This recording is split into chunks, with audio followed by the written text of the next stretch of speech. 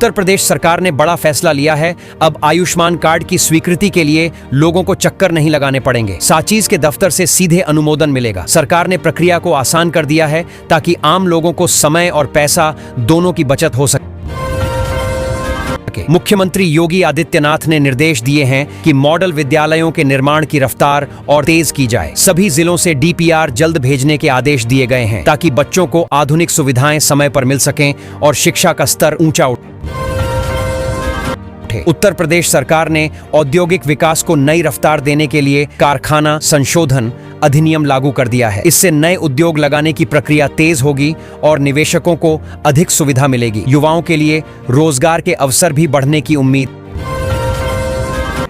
है। राज्य में टाउनशिप और उद्योग लगाने वालों के लिए राहत की खबर है। सरकार फीस में बड़ी छूट देने की तैयारी कर रही है। इससे निवेशकों की लागत घटेगी और प्रदेश में औद्योगिक माहौल को और बढ़ावा मिलेगा। उत्तर प्रदेश में स्मार्ट प्रीपेड मीटर योजना से जुड़ा बड़ा प्रस्ताव आया है। सरकार चाहती है कि मीटर की कीमत उपभोक्ता 10 साल में ब्याज मुक्त किस्तों में चुका सके। हालांकि इस पर वित्तीय अनियमितता के आरोप भी लगे हैं जिन्हें जांचा जा रहा है। प्रदेश के नगर एवं ग्राम नियोजन विभाग में भर्ती निकली है, लेकिन इस बार सामान्य वर्ग के लिए कोई सीट नहीं रखी गई है। यह फैसला सोशल मीडिया पर चर्चा का विषय बना हुआ है और उम्मीदवारों में नाराजगी भी दिख रही है। उत्तर प्रदेश में सरकारी नौकरियों के लिए सुनहरा मौका आया है। होमगार्ड विभाग और पंजाब नेशनल बैंक पीएनबी में भर्ती निकली है। योग्य उम्मीदवारों से आवेदन मांगे गए हैं। यह बेरोजगार युवाओं के लिए रोजगार पाने का शानदार अवसर माना जा रहा है। राज्य में नया नियम लागू हुआ है जिसके तहत अब महिलाएं भी नाइट शिफ्ट में काम कर सकेंगी। कारखानों में उन्हें 12 घंटे तक काम करने की अनुमति दी गई है। इससे महिलाओं को रोजगार में बराबरी का अवसर मिलेगा, लेकिन सुरक्षा इंतजामों पर भी नजर रखी जाएगी।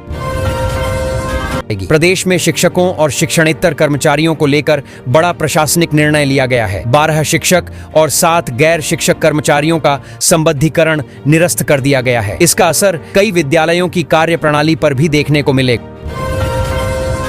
उत्तर प्रदेश में 1.5 लाख बीएलओ तैनात किए गए हैं। एसआईआर प्रक्रिया शुरू हो गई है ताकि वोटर लिस्ट को अद्यतन किया जा सके। नागरिक अब आसानी से वोटर बन सकते हैं। प्रशासन ने सभी जिलों को सख्त दिशा निर्देश जारी किए हैं।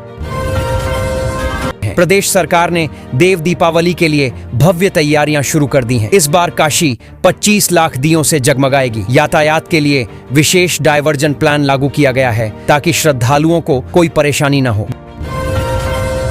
देव दीपावली से पहले गोरखनाथ घाट को सजाने की तैयारी तेज है। 1.25 लाख दीपों से रोशनी करने की योजना है ताकि शाम नयनाभिराम दृश्य पेश करे। मुख्यमंत्री खुद इन तैयारियों की समीक्षा कर रहे हैं।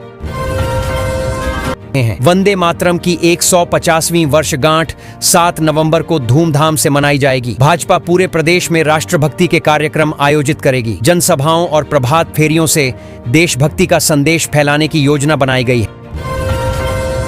पूर्व यूजीसी अध्यक्ष प्रोफेसर हरि गौतम का निधन हो गया है। वे एसएन मेडिकल कॉलेज में शिक्षा सुधार की मुहिम चलाने के लिए जाने जाते थे। उनके योगदान को चिकित्सा जगत लंबे समय तक याद रखेगा। मेरठ और कानपुर की 3 दवा कंपनियों पर सरकार ने सख्ती दिखाई है। कफ सिरप निर्माण में गड़बड़ियां मिलने के बाद सीडीएसओ और एफएसडीए ने नोटिस जारी किया है। जांच के बाद आगे की कार्रवाई तय होगी। महिला विश्व कप में शानदार प्रदर्शन करने वाली दीप्ति शर्मा को उत्तर प्रदेश सरकार सम्मानित करेगी। उन्हें 1.5 करोड़ रुपए की प्रोत्साहन राशि दी जाएगी। मुख्यमंत्री खुद कार्यक्रम में हिस्सा लेंगे। यूपी के सबसे खतरनाक गैंग के 3 सदस्यों को पुलिस ने गिरफ्तार कर लिया है। इनके पास से AK-47 बरामद हुई है। हाथ पर बने टैटू से इनकी पहचान हुई। लंबे समय से ये पुलिस के लिए सिरदर्द बने हुए थे। प्रदेश में SC/ST एक्ट और दुराचार के फर्जी मुकदमे दर्ज कराने वाले अधिवक्ता को कोर्ट ने दोषी पाया है। उसे 12 साल की कठोर सजा सुनाई गई है। न्यायालय ने कहा कि कानून का दुरुपयोग बर्दाश्त नहीं किया जाएगा। उत्तर प्रदेश में मौसम फिर बदलने लगा है। पश्चिमी विक्षोभ के असर से कई जिलों में बादलों की आवाजाही बढ़ गई है। हल्की ठंड की शुरुआत हो गई है और अगले सप्ताह से तापमान में और गिरावट की संभावना है। नोएडा और गाजियाबाद के हजारों फ्लैट खरीदारों के लिए राहत आई है। यूपी रेरा ने 22 प्रोजेक्ट से रोक हटा दी है। अब रजिस्ट्री प्रक्रिया फिर शुरू होगी और खरीदारों को घर का कब्जा जल्द मिलने की उम्मीद है। प्रदेश के कई शहरों में 4 दिन तक कोई भी संपत्ति की रजिस्ट्री नहीं होगी। तकनीकी अपग्रेडेशन की वजह से यह रोक लगाई गई है। इस दौरान लोग मकान या जमीन की खरीद फरोख्त नहीं कर सकेंगे। इंग्लैंड में रहकर सहायक अध्यापक की नौकरी करने वाले व्यक्ति पर बड़ा आरोप लगा है। जांच में सामने आया है कि वह विदेश से फंड लाकर पेंशन ले रहा था। विभाग ने उस पर कड़ी कार्रवाई शुरू कर दी है। बाढ़ में बहकर आया एक गैंडा अब यूपी के लोगों के लिए आकर्षण का केंद्र बन गया है। हालांकि वन विभाग के लिए उसे सुरक्षित वापस भेजना किसी पहाड़ जैसी चुनौती बन गया है। उसकी सुरक्षा के लिए टीमें तैनात की गई हैं। अवैध प्लॉटिंग पर प्रशासन ने बड़ी कार्रवाई की है। बुलडोजर चलाकर कई अवैध निर्माणों को ध्वस्त किया गया। अचानक हुई इस कार्रवाई से इलाके में अफरा तफरी मच गई। लोग इस पर प्रशासन की सख्ती को लेकर चर्चा कर रहे हैं। यूपी सरकार ने 23,000 से ज्यादा शिक्षकों की भर्ती की तैयारी शुरू कर दी है। प्रदेश के 4,512 स्कूलों में शिक्षक पद लंबे समय से खाली हैं। शिक्षा विभाग ने भर्ती प्रक्रिया को तेज करने के निर्देश दिए हैं। सरकार चाहती है कि नए सत्र से पहले सभी स्कूलों में शिक्षकों की नियुक्ति पूरी हो।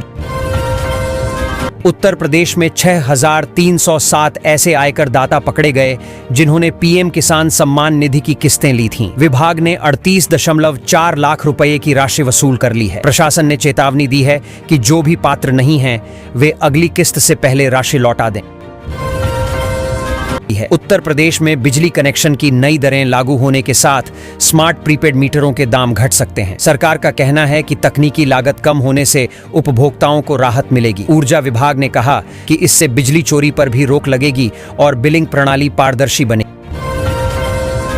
60,900 शिक्षक भर्ती से जुड़ा आरक्षण विवाद अब सुप्रीम कोर्ट में अंतिम चरण में पहुंच गया है। 18 नवंबर को इस पर सुनवाई होगी। कोर्ट के फैसले से हजारों अभ्यर्थियों को उम्मीद है कि अब यह मसला हमेशा के लिए सुलझ जाएगा और नियुक्ति प्रक्रिया आगे बढ़ेगी।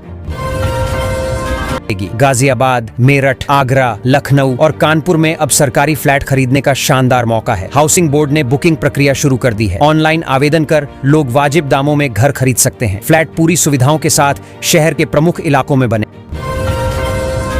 काशी में देव दीपावली को लेकर जबरदस्त तैयारी चल रही है। गंगा घाटों पर इस बार दीपों से ब्रह्मोस मिसाइल का आकार बनाया जाएगा। रंगोलियों में सेना का शौर्य भी दिखाया जाएगा। पूरी व्यवस्था सुरक्षा एजेंसियों की निगरानी में की जा रही है ताकि श्रद्धालुओं को कोई दिक्कत न हो।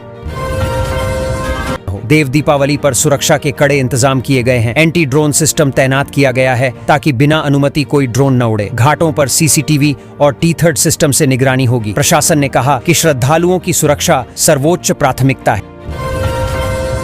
उत्तर प्रदेश में मातृशक्ति विशेष कोष योजना ने कई जरूरतमंदों के सपनों को नई उड़ान दी है। इस कोष की पहल 10 साल पहले परिषदीय विद्यालय की एक शिक्षिका ने की थी। अब सरकार इसे बड़े स्तर पर आगे बढ़ा रही है, जिससे ग्रामीण महिलाओं को आर्थिक मदद और आत्मनिर्भर बनने का अवसर मिलता है।